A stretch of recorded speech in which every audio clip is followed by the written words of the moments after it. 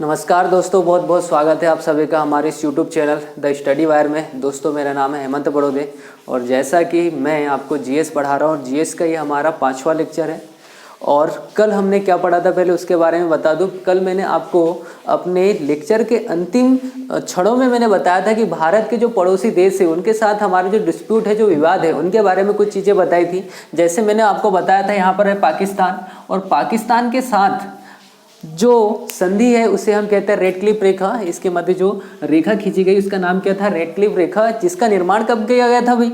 1947 में 1947 में किया गया था। और इसका नाम रेड क्लिफ इसलिए रखा गया था क्योंकि ये जो रेखा का निर्माण किया गया है ये सर रेड क्लिफ की अध्यक्षता में किया गया, इस वजह से इसका नाम क्या रखा गया? रेड क्लिफ रेखा। और एक चीज और याद रखना, शायद मैंने कल नहीं बताऊंगा कि जो रेड क्लिफ रेखा है इसे अध्यारोपित रेखा कहा जाता है। अध्यारोपित रेखा। अगर क्वेश्चन आ गया कि अध्यारोपित रेखा का उदाहरण कौन सा, तो आप बताओगे रेड क्लिफ रेखा। चीजें समझ में आ रही है? कब बनी थी? 1947 में। कौन से दो देशों के मध्य? तो पाकिस्तान और भारत के मध्य। फिर अपन ने देखा था यहाँ पर अफगानिस्तान है, ठीक है। अब चूंकि पहले पाकिस्तान जो है भारत का हिस्सा हुआ करता था, लेकिन 14 अगस्त 1947 को पाकिस्तान स्वतंत्र हुआ। अब जब पाकिस्तान स्वतंत्र हुआ, लेकिन उससे ही पहले जब पाकिस्तान भारत का हिस्सा था तो भारत और अफगानिस्तान के मध्य एक सीमा का निर्धारण किया गया और इसको कहा था हमने डुरंड रेखा। लेकिन वर्तमान में अगर हम कहें कि डुरंड रेखा किन दो देशों के मध्य, तो आप बोलोगे अफगानिस्तान और पाकिस्तान के मध्य। और डुरंड रेखा का निर्माण कब हुआ था भाई? 1896 में हुआ था। चीजें समझ रहे हो? यहां पर अपन ने पढ़ा था चाइना। चाइना के साथ भी एक सीमा है जिसे हम कहते हैं मैकमोहन रेखा। और जो मैकमोहन रेखा, इसका निर्धारण कब हुआ था भाई? इसका निर्धारण हुआ था 1914 में। लेकिन अगर पूछ लिया जाए कि जो मैकमोहन रेखा है इसका निर्धारण किस जगह पर हुआ, तो आप बताओगे शिमला में। शिमला कहाँ? तो हिमाचल प्रदेश की राजधानी। लेकिन वर्तमान में कहाँ कार्य थे? तो यहाँ पर। और यहाँ पर कौन सा राज्य हुआ करता है भाई? यहाँ पर होता है अरुणाचल प्रदेश। पढ़ा है अपन इतनी चीजें। फिर हमने बताया था आपको किसके बारे में? बांग्लादेश के। अच्छा, नेपाल इंपॉर्टेंट है। नेपाल के साथ हमने सीमा विवाद ना हो इस वजह से एक संधि की थी, इसे कहते हैं हम सुगौली की संधि। सुगौली की संधि, है ना। अच्छा, नेपाल से एक चीज, अच्छा ये कब निर्धारित की गई थी? 1815 में। सुगौली की संधि कब हुई भाई? 1815 में। और दूसरा एक चीज बहुत ध्यान से समझना, अभी ये करेंट का इशू भी है। यहाँ पर उत्तराखंड और नेपाल के मध्य एक जगह है जिसे कहते हैं हम काला पानी। क्वेश्चन आ गया काला पानी विवाद किन दो देशों के मध्य, तो आप बताओगे भारत और नेपाल, ठीक है। अगर आपको ऑप्शन में आ जाए नेपाल और किस भारतीय राज्य के मध्य, तो आप बताओगे उत्तराखंड। किसके मध्य? उत्तराखंड। तो काला पानी विवाद भी याद रखे भाई थोड़ा सा। चले, इसके बाद मैंने बांग्लादेश के बारे में बताया था। क्या बताया था यहाँ पर? बांग्लादेश। यहां पर मैंने ये बताया था कि भारत का एक छोटा सा राज्य है जिसे हम कहते हैं त्रिपुरा। और त्रिपुरा के बारे में बताया कि त्रिपुरा जो है बांग्लादेश से 3 ओर से घिरा हुआ राज्य है। मतलब तीनों ओर से बांग्लादेश से घिरा हुआ राज्य का नाम क्या हो जाएगा? त्रिपुरा। और फिर मैंने ये बताया था कि जो क्षेत्र से यह घिरा हुआ है, जो सीमा बनाता है बांग्लादेश और त्रिपुरा के मध्य, इसे हम एक सीमा कहते हैं जिसे हम कहते हैं 0 डिग्री रेखा या शून्य रेखा या जीरो रेखा। 0 डिग्री रेखा नहीं कहेंगे, 0 रेखा कहेंगे। ये चीज पढ़ी थी अपन ने, है ना। मैकमोहन रेखा का निर्धारण कब हो गया था? वो 1914 में। पाकिस्तान के साथ कौन सी रेड क्लिफ रेखा, इसका निर्धारण कब हो गया था? 1947 में। किस तरह की रेखा का उदाहरण आप बताओगे? अध्यारोपित रेखा का उदाहरण है। पाकिस्तान और अफगानिस्तान के मध्य कौन सी आप बताओगे? डुरंड रेखा है। कब निर्धारण हुआ था? 1896 में।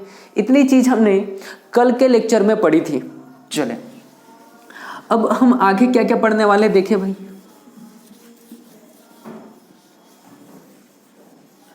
देखो बहुत ध्यान से समझना। क्या मैंने आपको यह बताया था कि यहां पर एक देश है जिसका नाम है श्रीलंका। श्रीलंका। क्या मैंने आपको यहां पर कुछ जलमग्न क्षेत्र बताए थे? इसका नाम क्या था भाई? बंगाल की खाड़ी। इधर भी कुछ जलमग्न क्षेत्र होगा, इसको क्या बोलेंगे अपन? इसको बोलेंगे अरब सागर, है ना। चलो, बहुत ध्यान से समझो, अगर ये जलमग्न क्षेत्र है तो ये भी जलमग्न क्षेत्र होगा।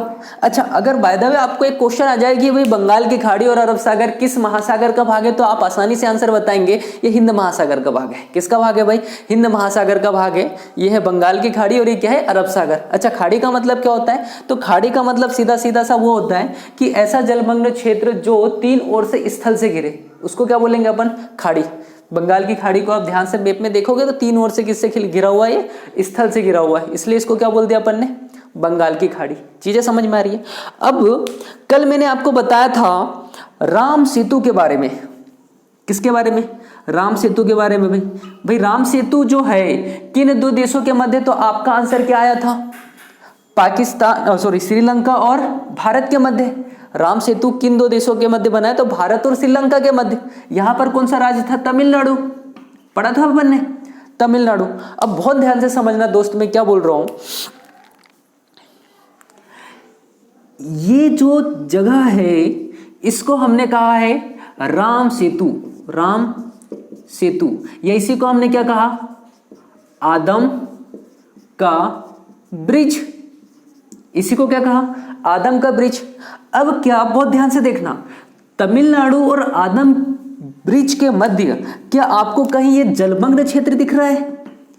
दिख रहा है या नहीं? और श्रीलंका और आदम के ब्रिज के मध्य आपको क्या यहां पर भी जलमग्न क्षेत्र दिख रहा है? दिख रहा है या नहीं?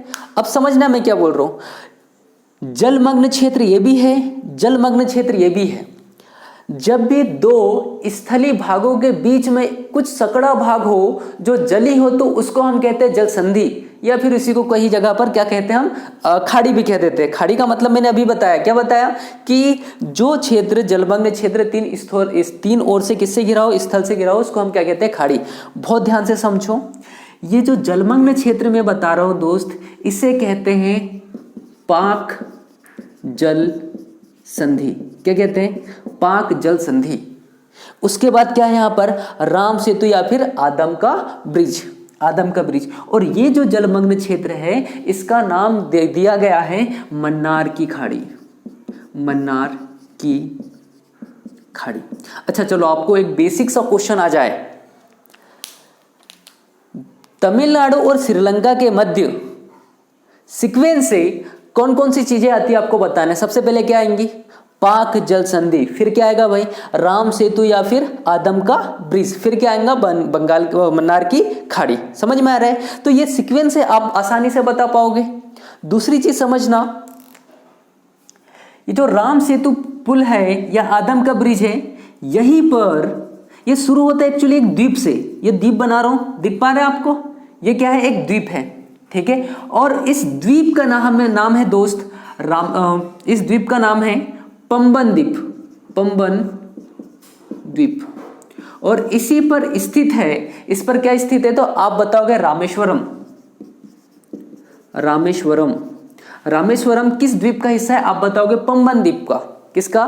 ये रामेश्वरम आप जानते होंगे, यहीं पर भारत के मिसाइल मैन मतलब कौन? डॉक्टर एपीजे अब्दुल कलाम का जन्म हुआ था रामेश्वरम द्वीप पर। चीजें समझ में आ रही है? ठीक है, चलो।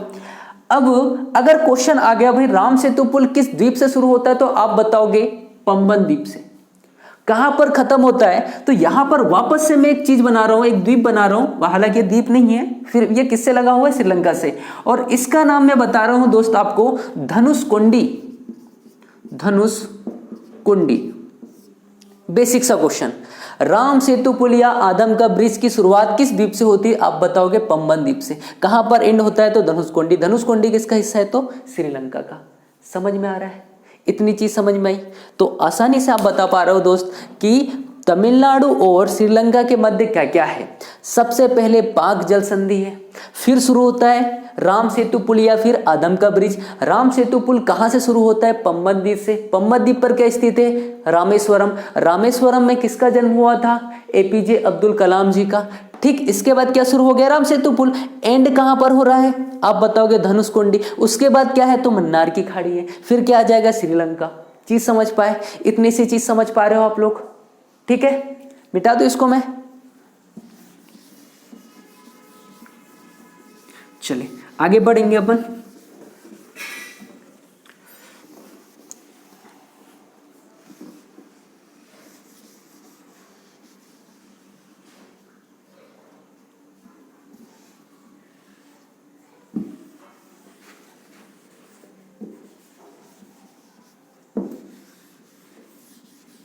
चले देखे भाई, देखो मैं क्या बता रहा हूं, बहुत ध्यान से समझो। यहां पर क्या ये जलीय क्षेत्र है? बिल्कुल है। ये भी जलीय क्षेत्र है, इधर पूरा जलीय क्षेत्र होगा। यहां पर एक देश बनाया अपन ने, देश का नाम क्या? श्रीलंका, है या नहीं भाई? ये क्या रहा? श्रीलंका रहा। अब मुझे ये बताओ, क्या मैंने आपको ये बताया कि हिंद महासागर का ही हिस्सा है? ये क्या है? बंगाल की खाड़ी, और ये क्या है? अरब सागर। अरब सागर और बंगाल की खाड़ी हिंद महासागर का ही हिस्सा होता है। तो इन पर अधिकार किसका होगा? अधिकार की भी तो बात होगी ना। तो जैसे भारत तटीय सीमा से लगता है, क्या अन्य देश नहीं लगते होंगे? अगर लगते होंगे तो ये तटीय सीमा के पश्चात जो जलमग्न क्षेत्र होता है, इस पर अधिकार किसका होगा? तो यहां पर सभी देश कुछ ना कुछ एक सीमा निर्धारित करेंगे कि इस इतने क्षेत्र तक हमारा अधिकार होगा। इसको हम कहते हैं समुद्री सीमा। समुद्री सीमा, समझ में आ रहा है? ठीक। तो भारत की समुद्री सीमा या फिर कोई भी ऐसा देश जो तटीय देश है, इनकी समुद्री सीमा एक निश्चित क्षेत्र तक की होती है, हम उसकी बात करेंगे। तो समुद्री सीमा की बात करें, सबसे पहला कहते हैं हम प्रादेशिक क्षेत्र।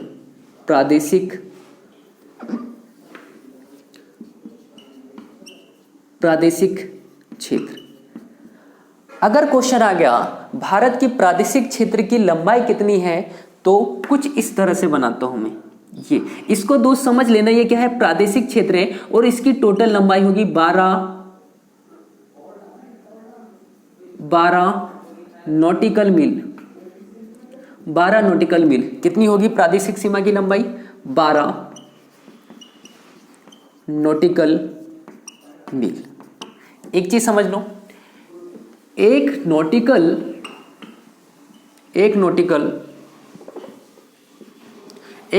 मील बराबर से होता है 1895 मीटर। ये 95 नहीं 55 होना चाहिए, 1855 मीटर। और अगर किलोमीटर में कन्वर्ट करोगे तो 1.855 किलोमीटर। इस चीज को याद रखना, कई बार क्वेश्चन बेसिक से आ जाता है। तो प्रादेशिक सीमा की लंबाई कितनी हो गई भाई? 12 नॉटिकल मील, और 1 नॉटिकल मील बराबर से कितना हो गया? 1855 मीटर या फिर 1.855 किलोमीटर। चीज समझ रहे हो? जो दूसरा क्षेत्र है दोस्त, इसको कहते हैं हम आर्थिक क्षेत्र। और जो आर्थिक क्षेत्र है, इसकी टोटल लंबाई होती है 24 नॉटिकल मील। समझ में आया? इसके पश्चात 24 नॉटिकल मील, ये क्या हो गया आपका? आर्थिक क्षेत्र। तीसरी की मैं बात करता हूं, इसको बोलते हैं हम अनन्य आर्थिक क्षेत्र। अनन्य आर्थिक क्षेत्र ये होगा कुछ इतना, ये होगा 200 नॉटिकल मील। कितना होगा भाई? 200 नॉटिकल मील। अब बात करते प्रादेशिक क्षेत्र, आर्थिक क्षेत्र, अनन्य आर्थिक क्षेत्र, इनमें हमारे अधिकार क्या क्या होंगे? तो जो 12 नॉटिकल मील है प्रादेशिक क्षेत्र है, यहां पर हम क्या कर सकते हैं? तो यहां पर हम किसी भी तरह का अगर खनिज संपदा हमें मिल रही है तो हमारा अधिकार उस पर होगा। अच्छा, किसका होगा? तो राज्य सरकार का कभी नहीं होता दोस्त, समझना। हमेशा किसका होगा? केंद्र सरकार का होगा। किसका होगा? केंद्र सरकार का होगा। इस चीज को याद रखना, क्योंकि मैं आपको बताऊंगा अभी यहाँ पर मुंबई हाई है, ये कहां पर आ रहा है भाई? ये तट पर आ रहा है, 12 नॉटिकल मील के अंतर्गत आ रहा है। मुंबई हाई किसके अधीन आएगा? केंद्र सरकार या राज्य सरकार? तो आप बताओगे केंद्र सरकार के अधीन, क्योंकि मैं बोल रहा हूँ कि प्रादेशिक क्षेत्र कितना होगा? 12 नॉटिकल मील। और यहाँ के आसपास जितना भी खनिज संसाधन है, इसका हम यूज कर सकते हैं। ठीक है, समझ में आ रहा है? तो हमने देखा प्रादेशिक क्षेत्र के अंतर्गत क्या करेंगे? जितना भी हमारा खनिज संसाधन, इस पर अधिकार हमारा होगा। इसके बाद बात करते हैं 24 नॉटिकल मील की। तो 24 नॉटिकल मील के आसपास के जितने भी क्षेत्र होंगे, यहाँ पर अगर कोई अन्य देश का जहाज यहाँ पर आता है तो हम उनसे टैक्स वसूल कर सकते हैं। समझ में आ रहा है? अब बात करते हैं 200 नॉटिकल मील की। तो 200 नॉटिकल मील तक दोस्त हमें क्या करना है? हमें यहाँ पर क्या कर सकते हैं? किसी भी तरह का अनुसंधान रिसर्च सेंटर खोल सकते हैं, और साथ ही में 200 नॉटिकल मील तक के आसपास का क्षेत्र सुरक्षित रखने की जिम्मेदारी हमारी होगी। समझ में आ रहा है?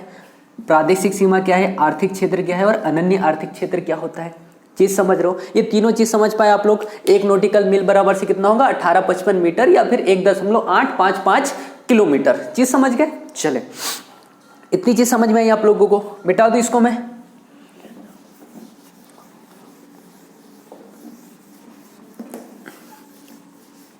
चलो आगे पढ़ते भाई।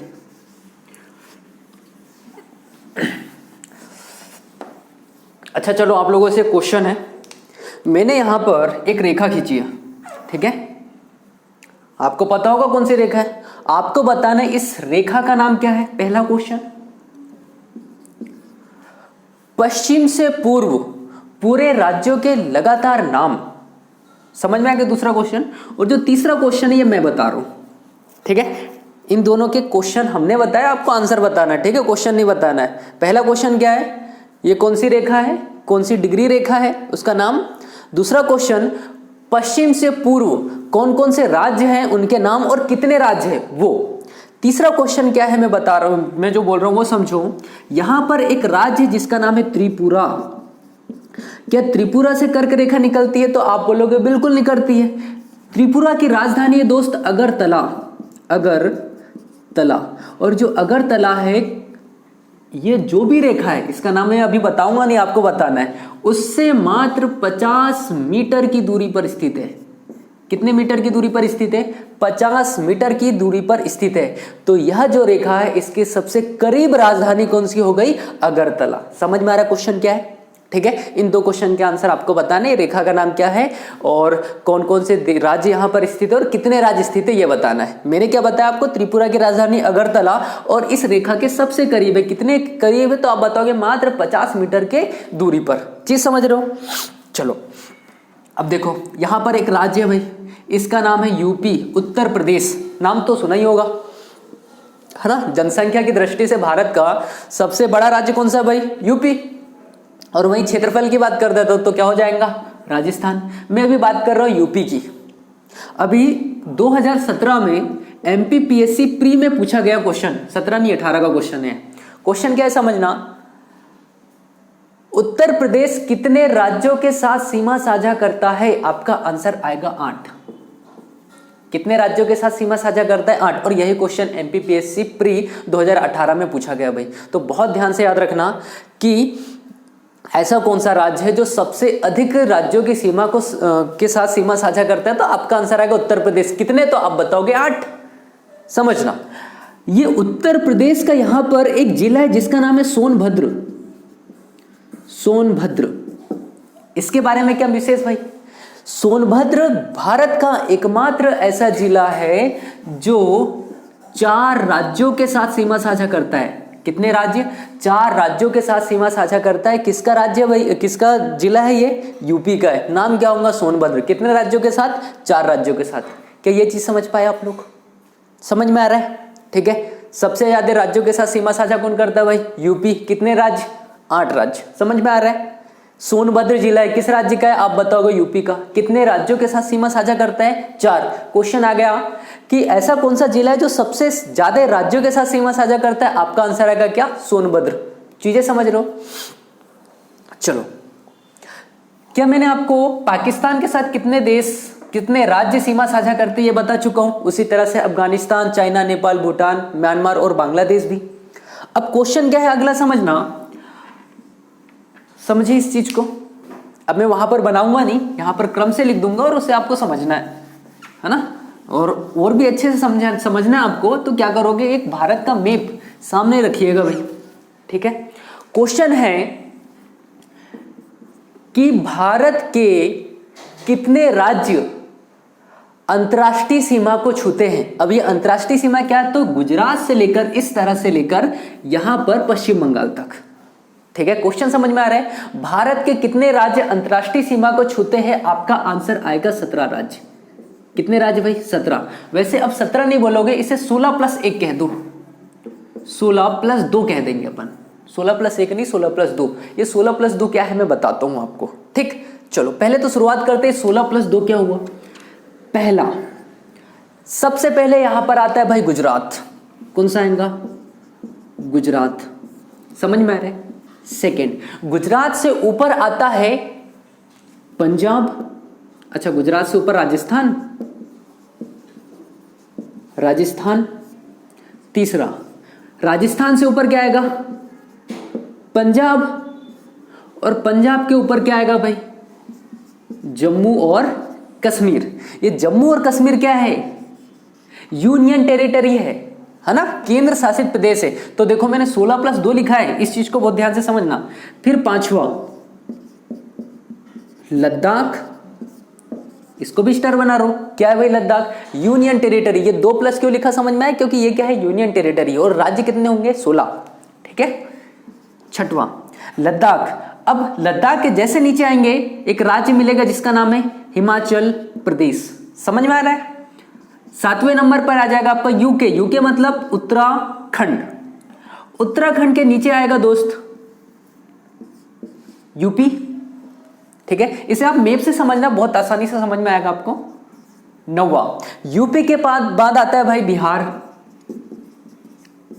ठीक है, बिहार। बिहार के बाद आएगा 10वें नंबर पर, बिहार के जस्ट जैसे यहां पर साइड में आओगे तो एक छोटा सा राज्य मिलेगा जिसको कहते हैं अपन सिक्किम।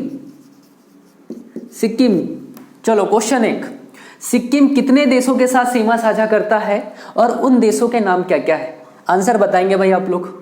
समझ में आया ना? सिक्किम कितने देशों के साथ सीमा साझा करता है और वे देश कौन कौन से हैं? 11वां क्वेश्चन, 11वां नंबर में सिक्किम के जस्ट नीचे आता है आपका पश्चिम बंगाल, वेस्ट बंगाल। मैं वेस्ट बंगाल को यहीं पर लिख दे रहा हूं। ठीक है, इसके बाद सिक्किम के बाद हम कंप्लीट करते हैं यहाँ के 4 राज्य। क्या कहते हैं भाई? अरुणाचल प्रदेश, नागालैंड, मणिपुर, मिजोरम। कितने राज्य होंगे? 4। अरुणाचल प्रदेश, अरुणाचल प्रदेश, नागालैंड, मणिपुर, मिजोरम। मणिपुर, मिजोरम। ठीक है। अच्छा 16+2 मतलब बराबर से कितने करना है? 18। अभी कितने हुए अपने? 15। मिजोरम के जैसे साइड में आप आओगे 16वें नंबर पर, तो उसका नाम हो जाता है त्रिपुरा। त्रिपुरा। और त्रिपुरा के बाद 17वें नंबर पर आता है मेघालय। मेघालय। इसका मतलब यह हुआ कि ये कितने होना चाहिए? 15+2 बराबर से कितने? 17। ठीक, तो 15 ऐसे राज्य और 2 क्या है? केंद्र शासित प्रदेश, जो क्या करते हैं? अंतर्राष्ट्रीय सीमा के साथ साझा करते हैं। ठीक है, अंतर्राष्ट्रीय सीमा पर स्थित है। कौन कौन से हो जाएंगे? आप क्रम से आसानी से बता दोगे, एक बार अगर मैप में देख लेते हो तो आपको आसानी से याद हो जाएगा। कौन कौन से होंगे? गुजरात, राजस्थान, पंजाब, जम्मू कश्मीर, लद्दाख, हिमाचल प्रदेश, उत्तराखंड, उत्तर प्रदेश, फिर क्या आएगा? बिहार, सिक्किम, पश्चिम बंगाल, अरुणाचल प्रदेश, नागालैंड, मणिपुर, मिजोरम, त्रिपुरा, और लास्ट में क्या जाएगा? मेघालय। क्या चीज इतनी समझ पाए आप लोग? पक्का? ठीक है, मैप में देखना, आसानी से समझ में आएगा आपको। आगे पढ़े अपन, आगे पढ़ते भाई।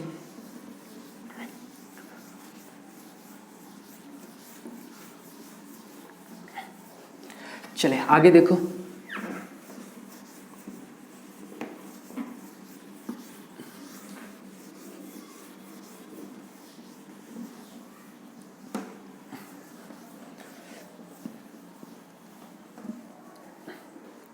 देखो अब मैं पूरे भारत का मैप नहीं बनाऊंगा, मुझे सिर्फ आवश्यकता है किसकी? दक्षिण भारत की या फिर प्रायद्वीपीय भारत की। चलो एक और क्वेश्चन, प्रायद्वीपीय भारत किस भूखंड का हिस्सा है? समझ में आया क्वेश्चन क्या है? प्रायद्वीपीय भारत किस भूखंड का हिस्सा है, उसका नाम बताना है आपको। ठीक है, चले ये क्या रहा भाई? दक्षिण भारत। ये एक देश है, इसका नाम क्या है? श्रीलंका। ये वाला कॉन्सेप्ट याद है आपको? यहाँ पर क्या है आपका? आदम का ब्रिज। यहाँ पर क्या है? पाक जल संधि। यहाँ पर क्या है?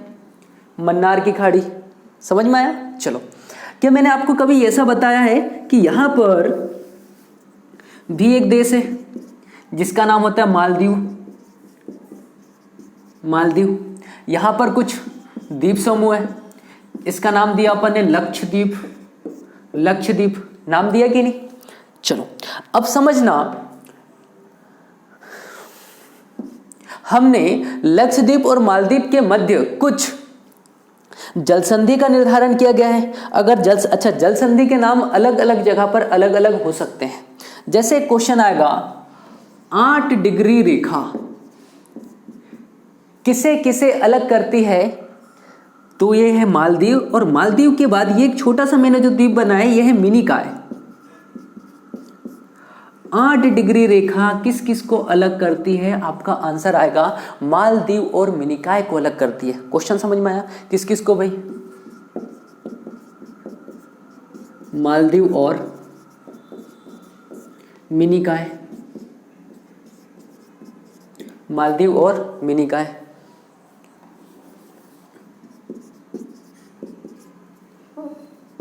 मालदीव और मिनिकॉय। इसके बाद 8 के बाद क्या आता है? 9 डिग्री। बहुत आसान सा क्वेश्चन।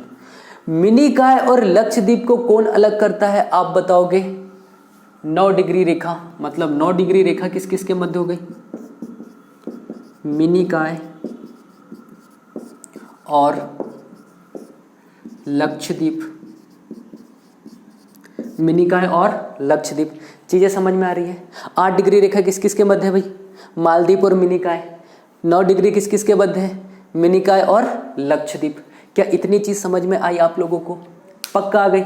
इसे लिख लेना, बहुत इंपॉर्टेंट क्वेश्चन है। आज क्वेश्चन आते रहते एग्जामों में यहां से। अगली चीज समझो।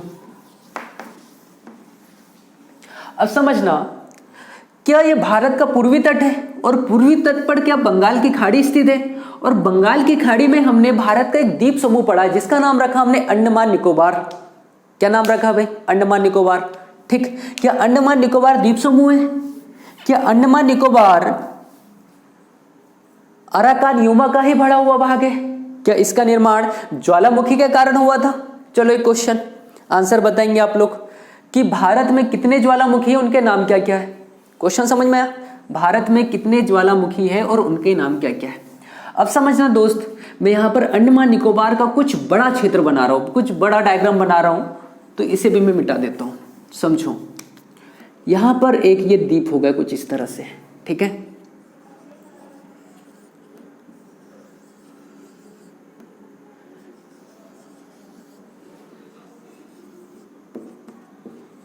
ये कुछ इस तरह से, इसे समझो कि ये क्या है? अंडमान निकोबार है भाई। क्या है? अंडमान निकोबार। क्या है? अंडमान निकोबार। ये जो द्वीप है इसका नाम है कोको द्वीप। अच्छा एक मिनट रुको, इसका नाम मैं देता हूं लैंड फॉल द्वीप। लैंडफॉल द्वीप। यहां पर एक और छोटा सा द्वीप बना देता हूं, इसका नाम है कोको द्वीप। कोको द्वीप। ये कोको द्वीप किस देश के अंतर्गत आता है? अगर ये क्वेश्चन आ जाए तो आप बताओगे म्यांमार। किसके अंतर्गत आता है? म्यांमार। चीज समझ में आ रही है? अब दोस्त समझना, मैं यहां पर एक जलसंधि का निर्माण कर रहा हूं।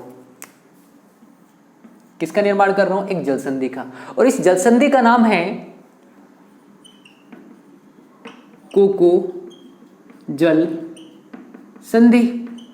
क्वेश्चन आ गया, कोको जल संधि किसके मध्य है? आप बताओगे लैंडफॉल द्वीप और कोको द्वीप। कोको द्वीप किसके अंतर्गत आता है? आप बताओगे म्यांमार के मध्य। लैंडफॉल द्वीप किसके अंतर्गत आता है? तो अंडमान निकोबार। और अंडमान निकोबार किसका हिस्सा हो भाई? भारत का। चीज समझ रहे हो?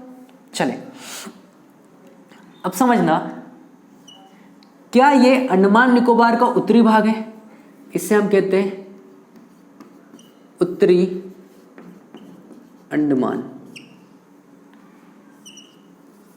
इसको बोलते हैं मध्य अंडमान। इसको कहते हैं लघु, अच्छा एक मिनट, इसको कहते हैं अपन दक्षिणी अंडमान। दक्षिणी अंडमान। और यहां पर एक छोटा सा और द्वीप बना लो भाई, इसको कहते हैं अपन लघु अंडमान। लघु अंडमान। ठीक है, चलो क्वेश्चन समझना क्या है। यहां पर मैं एक और जल संधि बना रहा हूं, ठीक है। अब इससे कंपेयर मत करना कि ये लक्षद्वीप के इक्वल टू यहाँ कैसे हो जाएगा भाई। ये थोड़ा सा नीचे है मालदीव और मिनिकॉय वगैरह, और ये ऊपर है ना, इसके समतुल्य नहीं है। इसको मिटा देता हूं मैं, ये तो आपको कंफ्यूजन होगा। चलो, इसे कहते हैं हम 10 डिग्री रेखा। क्वेश्चन क्या है समझना, 10 डिग्री रेखा किस किस को अलग करती है? पहले इसका नाम देख लो, इसको बोलते हैं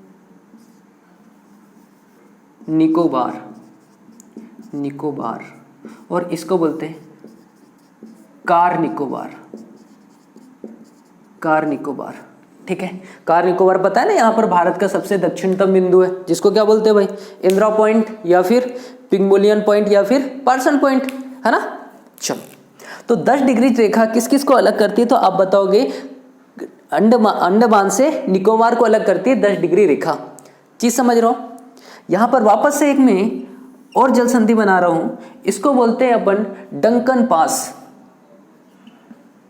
डंकन पास। चलो, छोटा सा क्वेश्चन है, डंकन पास जल संधि किन किन के मध्य आप बताओगे? लघु अंडमान और दक्षिणी अंडमान के मध्य। किस किस के मध्य भाई? लघु अंडमान और दक्षिणी अंडमान के मध्य। चीजें समझ में आ रही है?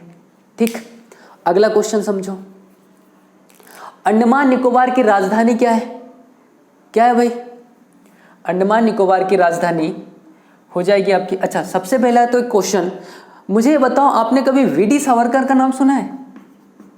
वीडी सावरकर, सावरकर स्वतंत्रता सेनानी है। ये वीडी सावरकर को यहीं पर एक जेल है जिसको बोलते हैं सेलुलर जेल, सेलुलर जेल। कहां पर है? अंडमान निकोबार में स्थित है। ठीक है, तो सेलुलर जेल में इन्हें क्या किया गया था? कैद किया गया था, और ये यहां से कैद से छूटकर तैरते हुए कहां पहुंच गए थे? भारत। देखो कितनी बड़ी बात है, वीडी सावरकर सेलुलर जेल से भागकर कहां पहुंच गए थे? भारत। वो भी कैसे? ये पूरा जलमग्न क्षेत्र है और ये जलीय क्षेत्र को तैरते हुए भारत पहुंचे थे। बहुत बड़ी बात है भैया, समझ में आ रहा है? ठीक है, तो दोस्त टाइम हो चुका है काफी, बाकी मिलते हैं हम कल, तब तक के लिए जय हिंद।